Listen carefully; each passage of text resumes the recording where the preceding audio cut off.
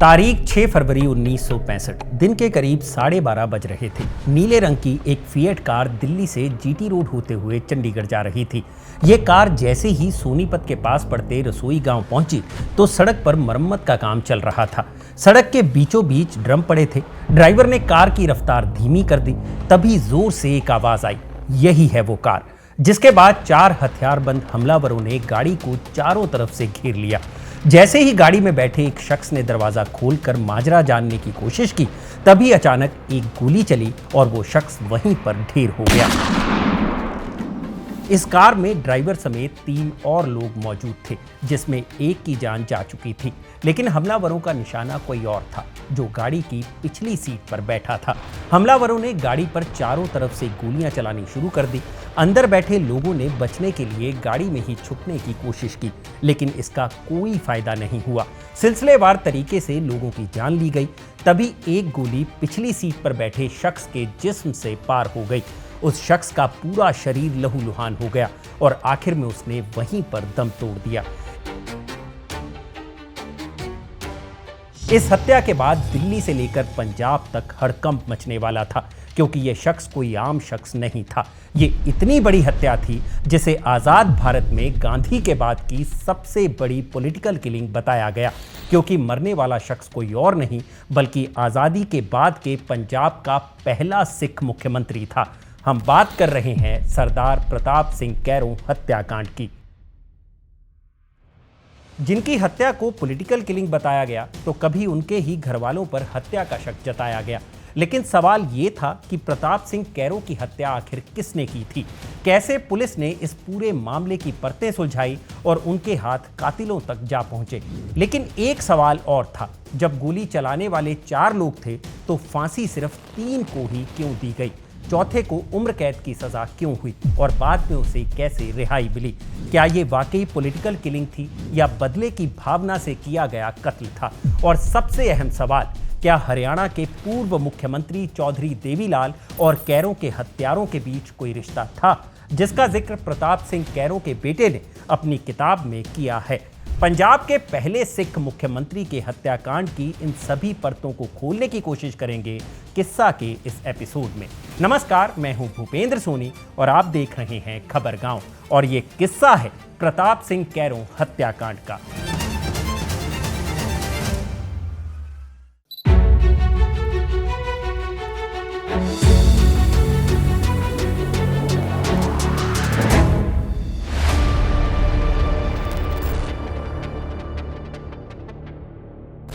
सबसे पहले बात प्रताप सिंह कैरों की। प्रताप सिंह कैरों का जन्म 1 अक्टूबर 1901 को अमृतसर जिले के कैरों गांव में हुआ। उनके पिता निहाल सिंह कैरों एक समाज सुधारक थे। पंजाब में महिला शिक्षा को लेकर सबसे पहले आवाज उठाने वाले व्यक्ति निहाल सिंह कैरों ही थे। घर में पढ़ने लिखने का माहौल था, उसी माहौल में प्रताप सिंह कैरों भी बड़े हो रहे थे। अमृतसर से शुरुआती तालीम हासिल करने के बाद प्रताप सिंह कैरों अमेरिका चले गए। अमेरिका की मिशिगन यूनिवर्सिटी से उन्होंने पॉलिटिकल साइंस में मास्टर्स की डिग्री हासिल की। अमेरिका में जब उन्होंने आधुनिक खेती का तरीका देखा तो उनकी दिलचस्पी खेतीबाड़ी में बढ़ने लगी। अगले 10 सालों तक वो अमेरिका में ही रहकर आधुनिक खेती के तरीकों को सीखते रहे।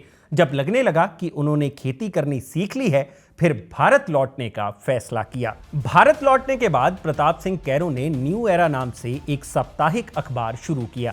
लेकिन जैसे ही उन्होंने राजनीति की ओर अपना रुख किया, ये अखबार बंद हो गया। शुरुआत में उन्होंने अकाली दल ज्वाइन किया, लेकिन बाद में इंडियन नेशनल कांग्रेस में शामिल होकर आज़ादी की लड़ाई का हिस्सा बन गए। साल 1932 में उन्होंने सविनय अवज्ञा आंदोलन में भाग लिया, जिसके चलते अंग्रेजी हुकूमत ने उन्हें 5 साल की सजा सुनाकर जेल में डाल दिया। जेल से रिहा होने के बाद उन्होंने फिर से सक्रिय राजनीति में भाग लेना शुरू कर दिया। साल 1947 की बात है। भारत और पाकिस्तान का बंटवारा हो चुका था। हर तरफ अफरा तफरी और लाशों का मंजर था। दोनों देशों की सरहदों के बीच लोग जान बचाकर इधर उधर भाग रहे थे। ऐसे मुश्किल वक्त में प्रताप सिंह कैरों को पुनर्वास मंत्री बनाया गया। लाखों विस्थापितों को उन्होंने नए घर बसा कर दिए, उन्हें रोजगार दिलाया और सम्मानजनक जीवन जीने की आस दी। धीरे धीरे प्रताप सिंह कैरों की नजदीकियां जवाहरलाल नेहरू के साथ बढ़ने लगी।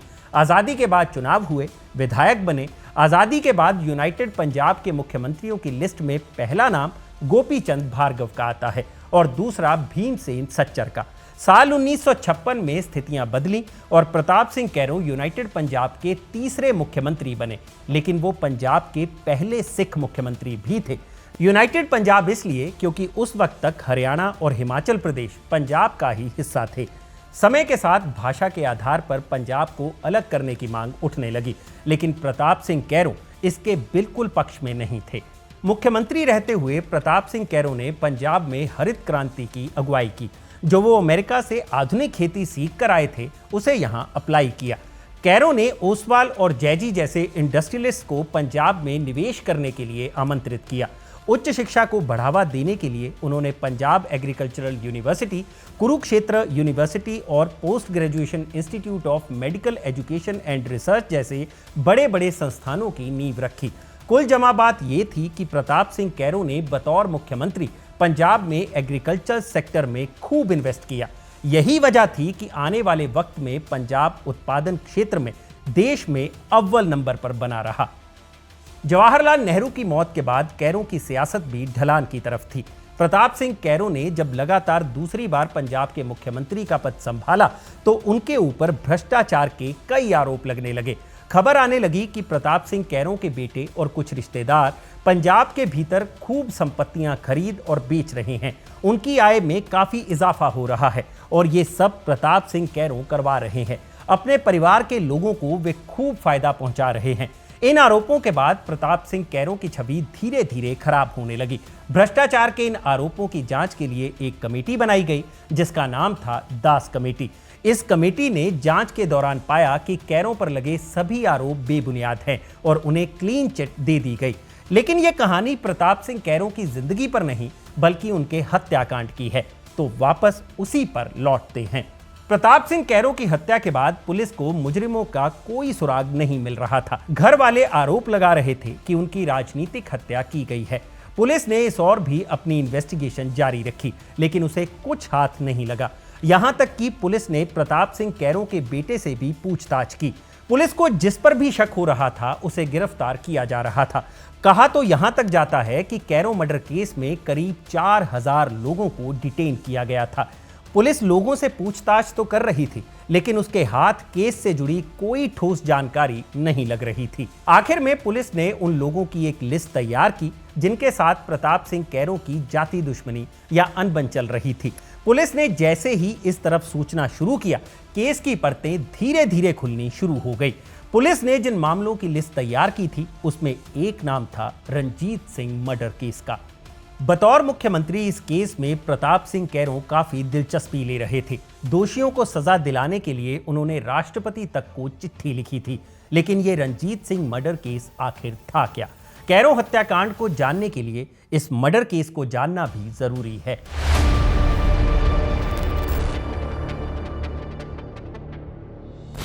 पंजाब के अमृतसर जिले में पड़ते रामदास का रहने वाला एक नौजवान था रणजीत सिंह, जो पेशे से मैकेनिक था। फगवाड़ा में उसका एक गैराज था जहां वो आता जाता रहता था। वहीं एक लड़की से प्यार हो गया जिसका नाम था अजीत कौर। अजीत कौर ऊंचे पिंड गांव से ताल्लुक रखती थी। दोनों एक दूसरे से मिलने जुलने लगे। फिर बात शादी तक जा पहुंची। रणजीत सिंह का परिवार तैयार नहीं था, लेकिन उसने उन्हें मना लिया। शादी हुई, दोनों साथ रहने लगे। शुरू में दोनों खुश थे, लेकिन धीरे धीरे दोनों के बीच अनबन बढ़ने लगी। अजीत कौर को पास के एक सरकारी स्कूल में नौकरी भी मिल गई, लेकिन पति रणजीत सिंह के साथ उसके रिश्ते दिन ब दिन बिगड़ते ही जा रहे थे, जिसके चलते अजीत कौर के भाई और पिता ने सलाह दी कि वो अपना ट्रांसफर फगवाड़ा करा ले। अजीत कौर ने ट्रांसफर के लिए अप्लाई कर दिया। कुछ ही दिनों में ट्रांसफर की मंजूरी भी मिल गई, जिसके बाद अजीत कौर अपने मायके आ गई। इधर रणजीत सिंह अकेलेपन से परेशान था, तो उसने अजीत कौर को मायके से वापस लाने का मन बनाया।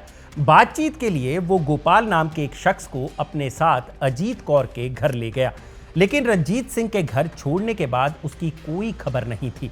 घर वाले सोच रहे थे कि वो ससुराल में ही रुक गया होगा। फिर 10 दिन बाद उसके घर एक चिट्ठी आई। ये चिट्ठी किसी गुमनाम इंसान ने लिखी थी, जिसमें लिखा था कि रणजीत सिंह के ससुर बीर सिंह और साले अजीत सिंह ने उसकी हत्या कर दी है। घर पर रोना धोना शुरू हो गया। रणजीत सिंह का बड़ा भाई हरचरण सिंह चिट्ठी लेकर ऊंचे पिंड पुलिस थाने पहुंचा। पुलिस को पूरी कहानी बताई, जिसके बाद पुलिस ने रिपोर्ट दर्ज कर ली, लेकिन पुलिस ने जांच में कोई खास दिलचस्पी नहीं दिखाई। अगले दिन गोपाल, जो रंजीत के साथ उसके ससुराल गया था, वो भी अचानक पुलिस थाने पहुंच गया।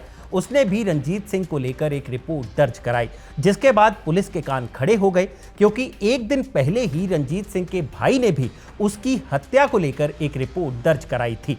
पुलिस ने गोपाल को पूरी कहानी बताने के लिए कहा। गोपाल ने पुलिस से कहा कि वो और रंजीत सिंह उसकी पत्नी के मामले को सुलझाने के लिए उसके घर गए थे। रंजीत अपने साथ बंदूक लेकर गया था। जैसे ही दोनों फगवाड़ा बस स्टैंड पर उतरे, कुछ ही दूर चले थे कि सामने एक ट्रैक्टर ट्रॉली लिए रंजीत सिंह का साला अजीत सिंह खड़ा था। उसने दोनों को ट्रैक्टर ट्रॉली में बैठा लिया। कुछ दूर चलने के बाद ट्रैक्टर पर रणजीत सिंह का ससुर वीर सिंह भी चढ़ गया। उसके हाथ में भी बंदूक थी। धीरे धीरे ट्रैक्टर खेतों की तरफ मुड़ गया। कुछ दूर जाने के बाद एक घना खेत मिला, जिसके आसपास कोई घर नहीं था, सिर्फ एक छोटा सा कमरा था। उसमें दोनों को 10 दिनों तक अगवा करके रखा गया। गोपाल ने कहा कि कल रात मौका देखकर मैं वहां से फरार हो गया। अजीत सिंह अब कहां है, उसे कुछ नहीं पता। लेकिन सवाल ये उठता है कि इस मामले में पंजाब के मुख्यमंत्री की दिलचस्पी क्यों थी। असल में रंजीत सिंह और प्रताप सिंह कैरों के बीच एक रिश्ता था। इसे ध्यान से समझिए। कैरों के दामाद का एक छोटा भाई था बलराम सिंह। बलराम सिंह की शादी हुई थी रंजीत सिंह की बहन से, यानी मरने वाला रंजीत सिंह बलराम सिंह का साला था। कैरों को जब रंजीत सिंह की गुमशुदगी और हत्या की खबर मिली, उन्होंने इस केस में दिलचस्पी लेनी शुरू कर दी। उस वक्त वो पंजाब के मुख्यमंत्री हुआ करते थे। कैरों ने पुलिस पर दबाव बनाना शुरू कर दिया कि जल्द से जल्द रंजीत सिंह के बारे में पता लगाया जाए। ये केस काफी हाई प्रोफाइल बन गया। मुख्यमंत्री इस केस पर कड़ी नजर रखे हुए थे। पुलिस ने रंजीत सिंह के साले अजीत सिंह और ससुर वीर सिंह को ढूंढने की तमाम कोशिशें की। यहां तक कि उनके गांव जाकर उनकी खड़ी फसलों तक को उजाड़ दिया गया, ताकि दोनों पुलिस के सामने पेश हो जाएं। आखिर में अजीत सिंह ने खुद को पुलिस के हवाले कर दिया। पूछताछ के बाद उसके पिता वीर सिंह का भी पता चल गया। पुलिस ने मामले की और छानबीन की। पता चला कि अजीत सिंह और वीर सिंह ने उसी खेत वाले कमरे में रंजीत सिंह की हत्या कर दी थी, जिस खेत के बारे में गोपाल ने पुलिस को बताया था। हत्या के बाद रंजीत की बॉडी को वहीं गाड़ दिया गया। पुलिस ने डेड बॉडी रिकवर की और जांच के लिए भेज दी। उसी खेत वाले कमरे से रंजीत सिंह की बंदूक भी बरामद हुई, जिसके बारे में गोपाल ने पुलिस को बताया था। जांच के बाद यह साफ था कि रंजीत सिंह की हत्या उसके साले अजीत सिंह और ससुर वीर सिंह ने ही की थी। लेकिन सवाल ये उठता है कि इस हत्याकांड की कड़ियां प्रताप सिंह कैरों के हत्याकांड से कैसे जुड़ती हैं।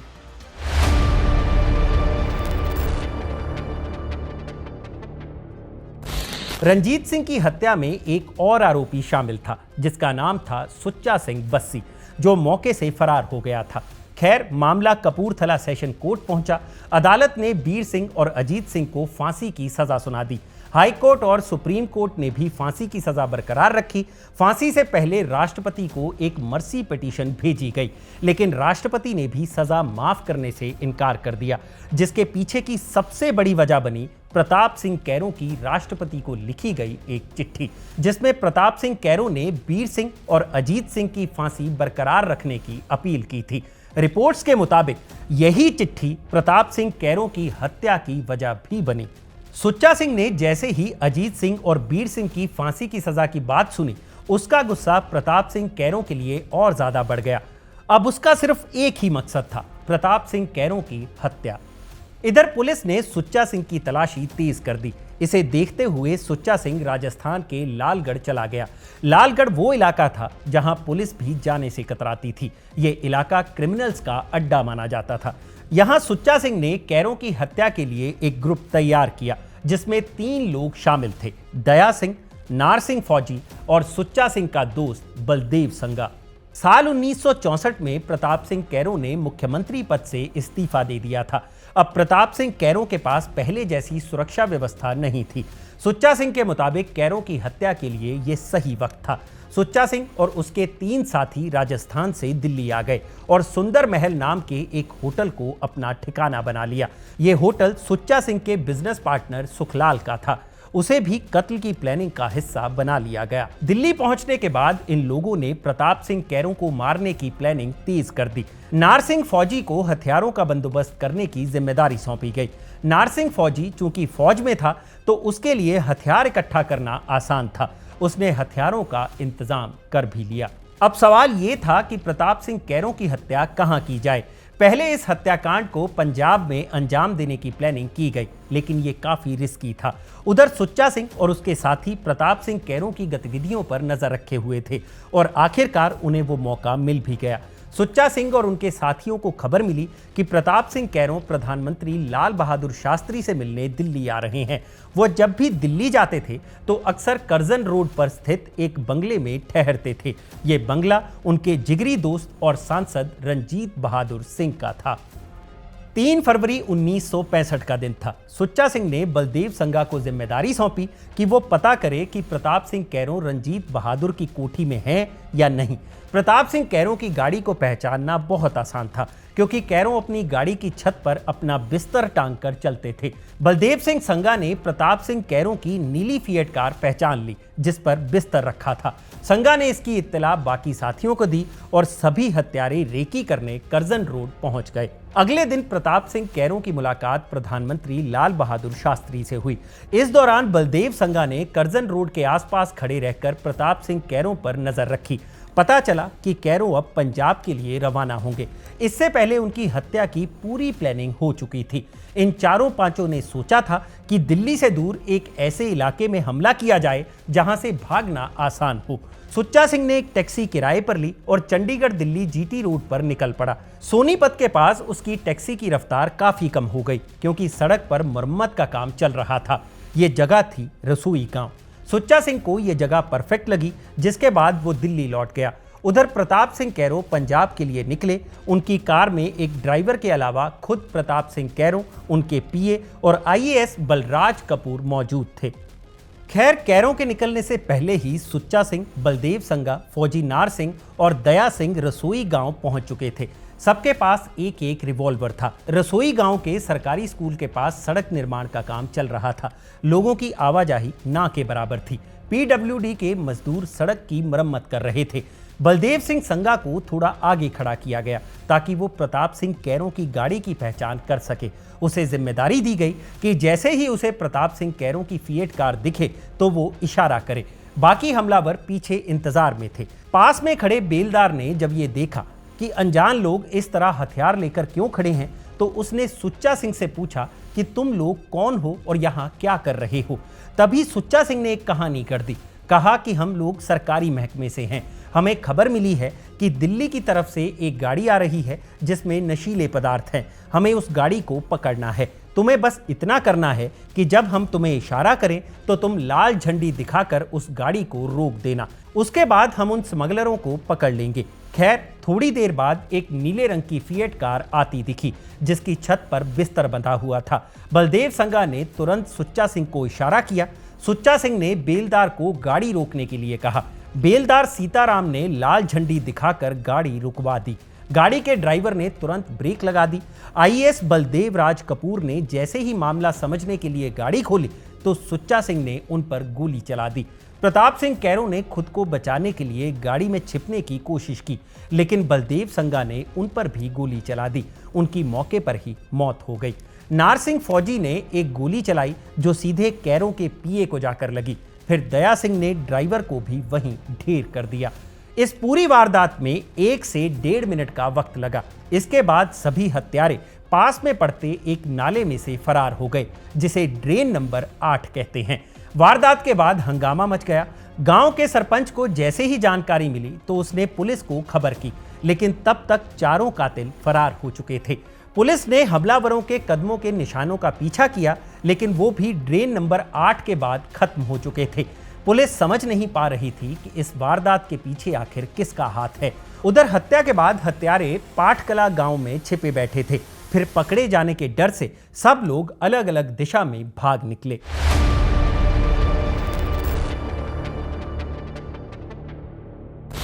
हत्या के बाद शुरू हुई पुलिस इन्वेस्टिगेशन में कुछ भी ठोस पता नहीं चल पा रहा था। जिसके बाद पुलिस ने एक थ्योरी पर काम करना शुरू किया। पुलिस ने ऐसे लोगों की लिस्ट तैयार करनी शुरू की जिनकी प्रताप सिंह कैरों से दुश्मनी हो सकती थी, जिसके बारे में मैंने आपको वीडियो की शुरुआत में ही बताया था। तब जाकर सामने आया रणजीत सिंह हत्याकांड, जिसमें 2 अपराधियों को पहले ही फांसी हो चुकी थी और 2 फरार चल रहे थे। इन 2 में से एक का नाम था सुच्चा सिंह। पुलिस का शक सुच्चा सिंह पर और गहराने लगा। फिर पुलिस ने उसकी तलाश शुरू कर दी। जांच के बाद पुलिस सुंदर महल होटल तक जा पहुंची। यही वो होटल था जहां प्रताप सिंह कैरों की हत्या की पूरी योजना बनाई गई थी। पुलिस ने होटल के मालिक और सुच्चा सिंह के पार्टनर सुखलाल को गिरफ्तार कर लिया। सुखलाल भले ही मर्डर के समय मौजूद नहीं था, लेकिन मर्डर के पहले और बाद की पूरी प्लानिंग में शामिल था। सुखलाल से पुलिस ने पूछताछ की, लेकिन उसने पुलिस के सामने कुछ नहीं उगला। पुलिस ने सुच्चा सिंह का पता लगाने के लिए और भी तमाम तरह के तरीके अपनाने शुरू कर दिए। सुच्चा सिंह और बलदेव सिंह संगा खालसा कॉलेज अमृतसर में एक साथ पढ़ा करते थे। इन दोनों के साथ एक और शख्स ने इसी कॉलेज में पढ़ाई की थी। उस शख्स का नाम था सफदल सिंह। सफदल सिंह ये जानता था कि बलदेव संगा राजस्थान के गंगानगर में नौकरी छोड़कर खेतीबाड़ी करता है। सफदल सिंह ने सोचा क्यों ना सुच्चा सिंह के बारे में बलदेव संगा से पता किया जाए। सफदल सिंह पंजाब पुलिस के अपने और साथियों के साथ बलदेव संगा के घर पहुंचा। बलदेव संगा अपने घर पर मौजूद नहीं था। सफदल सिंह ने तलाश जारी रखी, लेकिन जब काफी दिनों तक बलदेव संगा घर नहीं लौटा तो सफदल सिंह के शक की सुई बलदेव संगा पर घूमने लगी। उसकी तलाश के लिए एक मुखबिर लगा दिया गया। मुखबिर ने बलदेव संगा का पता लगा लिया और सफदल सिंह को इन्फॉर्म किया गया। 20 मार्च 1965 की तारीख थी और जगह चोरमार बस स्टैंड। शाम के 4 बज रहे थे। मुखबिर एक बस में बलदेव संगा का पीछा कर रहा था। बलदेव संगा जैसे ही बस से उतरा, मुखबिर ने सफदल सिंह को इशारा कर दिया।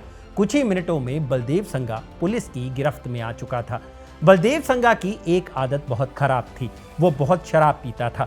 सफदल सिंह ने उसे शराब पिलाई। शराब के नशे में उसने पुलिस के सामने सब सच उगल दिया। उसने ये कबूल किया कि उसने और उसके साथियों ने ही प्रताप सिंह कैरों की हत्या की है। हालांकि बलदेव संगा को जब अदालत में पेश किया गया तो उसने एक अलग ही कहानी जज के सामने रखी। उसने कहा कि सफदल सिंह ने उसे हमेशा शराब के नशे में धुत रखा और उसे कहा कि तुम्हें प्रताप सिंह कैरों का हत्यारा बनने की एक्टिंग करनी है। बदले में 50,000 का इनाम मिलेगा, जिसे हम आपस में बांट लेंगे। तेरी कोई पहचान साबित नहीं हो पाएगी, तुझे रिहा कर दिया जाएगा। बलदेव संगा ने अदालत से कहा कि उसने शराब के नशे में हाँ कर दी। फिर अगले 1.5 महीने तक उसे शराब के नशे में रखा गया ताकि वो अपने वादे से मुकर ना जाए। एक और किस्सा है। जिस दिन बलदेव संगा को पंजाब पुलिस ने चोरमार बस स्टैंड से पकड़ा था, उस दिन 4000 लोगों को जेल से रिहा किया गया। ये 4000 लोग प्रताप सिंह कैरों मर्डर केस में शक के बिना पर डिटेन किए गए थे। साल 1965 का जुलाई महीना चल रहा था। प्रताप सिंह कैरों की हत्या को तकरीबन 4.5 महीने बीत चुके थे। 26 जुलाई 1965 को फिरोजपुर जिले के खुइयां पुलिस स्टेशन से एक खबर आई। खबर थी कि प्रताप सिंह कैरों के 2 हत्यारों को भारत पाकिस्तान बॉर्डर के पास देखा गया है। पुलिस ने बॉर्डर के पास नाकाबंदी तेज कर दी। चारों तरफ पुलिस तैनाती थी। रात के लगभग 11:30 बजे दोनों अपराधियों को झाड़ियों में देखा गया, जहां वो छुपे बैठे थे। पुलिस ने पीछा किया।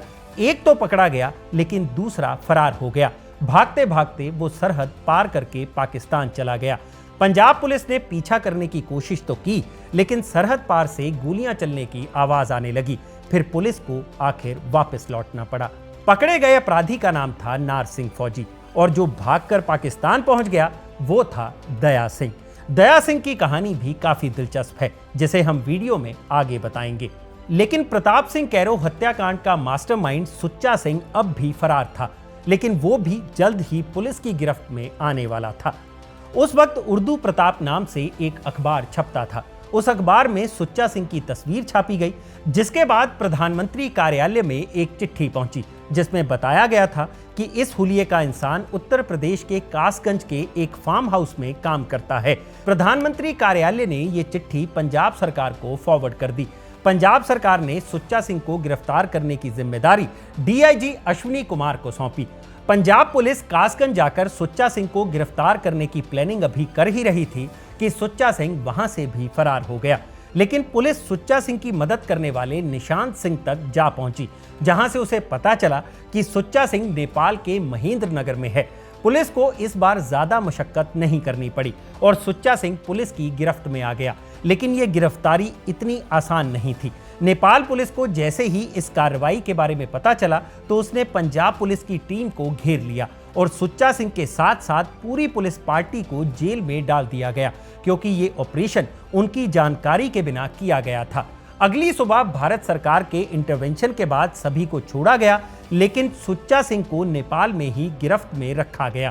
पूरे 1 साल का वक्त लगा और अदालती कार्रवाई के बाद प्रताप सिंह कैरो हत्याकांड के मास्टरमाइंड और रंजीत सिंह के हत्यारे सुच्चा सिंह को भारत वापस लाया गया। खैर, प्रताप सिंह कैरो हत्याकांड मामले की सुनवाई पहले निचली अदालत में हुई। आरोपियों को फांसी की सजा सुनाई गई। आरोपियों ने हाईकोर्ट में अपील की। हाईकोर्ट ने भी फांसी की सजा बरकरार रखी। 30 अक्टूबर 1972 को सुच्चा सिंह और बलदेव सिंह संगा को अंबाला की जेल में फांसी दे दी गई, जबकि नार सिंह को हिसार जेल में फांसी पर लटकाया गया। उधर पाकिस्तान फरार हो चुका दया सिंह भी आखिरकार 1 अप्रैल 1972 को पकड़ा गया। उसके खिलाफ अदालत में मुकदमा चला। अदालत ने फांसी की सजा सुना दी। दया सिंह हाईकोर्ट गया, वहां से उसे राहत नहीं मिली। सुप्रीम कोर्ट गया तो सुप्रीम कोर्ट ने भी उसकी सजा माफ नहीं की।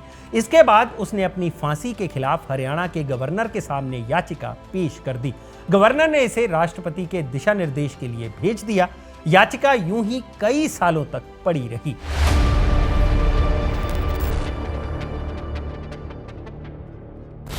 इस मामले में एक और दिलचस्प मोड़ तब आया जब दया सिंह को बचाने के आरोप चौधरी देवीलाल पर लगने लगे।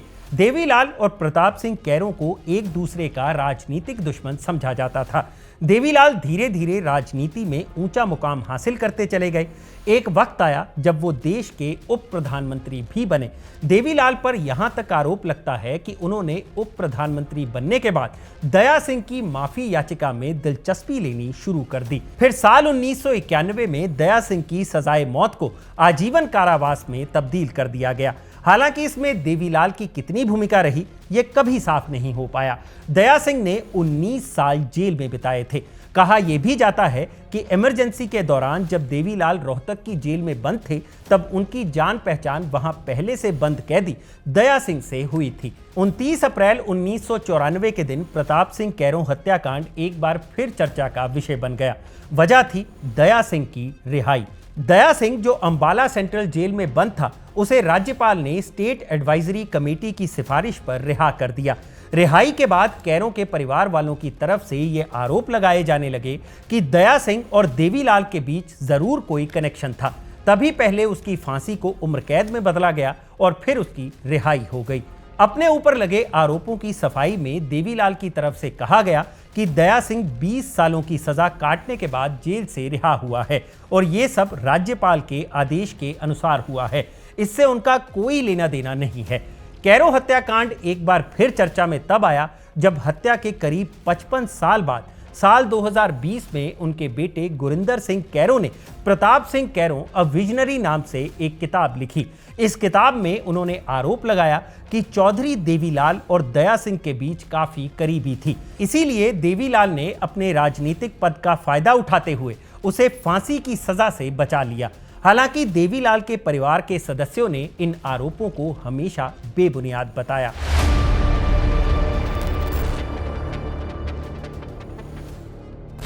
प्रताप सिंह कैरो की हत्या भले ही 1965 में हो गई हो, लेकिन उनकी राजनीतिक विरासत कभी खत्म नहीं हुई।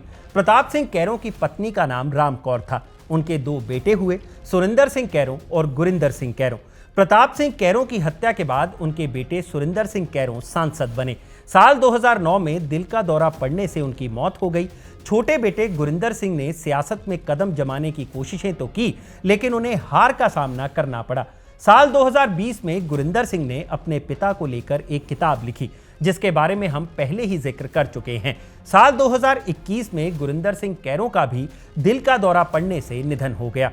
अपने पिता और दादा की राजनीतिक विरासत को आगे चलकर संभाला आदेश प्रताप सिंह कैरो ने। आदेश कैरो सुरिंदर सिंह कैरो के बेटे हैं। वो पट्टी विधानसभा सीट से अकाली दल के चुनाव चिन्ह पर अब तक 4 बार विधायक चुने जा चुके हैं। आदेश प्रताप सिंह कैरों ने अकाली दल से मुख्यमंत्री प्रकाश सिंह बादल की बेटी परनीत कौर से शादी की।